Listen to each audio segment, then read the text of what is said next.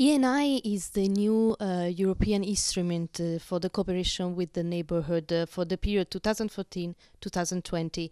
What are the priorities and what is new? Well, there is a better focus on those countries and on supporting action in those countries who want to have a closer relationship with the European Union. We revamped neighborhood policy already in 2011.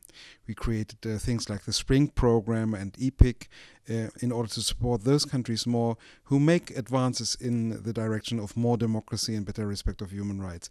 All this is now enshrined in the new regulation.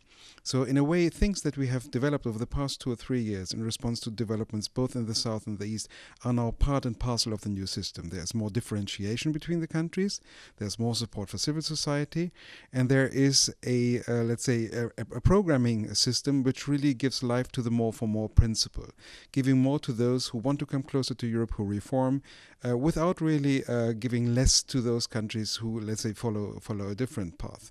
But there is a focus on those countries who really implement the neighborhood agenda. The principle of the more for more, which would be applied and which is already applied to the instrument of the cooperation, how can you explain it concretely? More for more means that those countries who are living up to the commitments that they have taken themselves in the neighborhood action plans get more support from the European Union, including more financial support.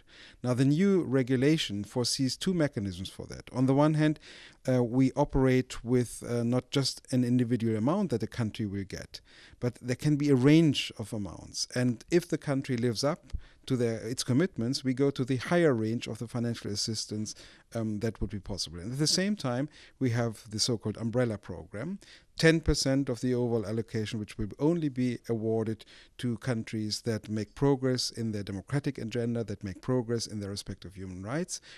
So there may be 2 or 3 or 4 countries, depending on each year, so to say, that are found to be advancing on this agenda.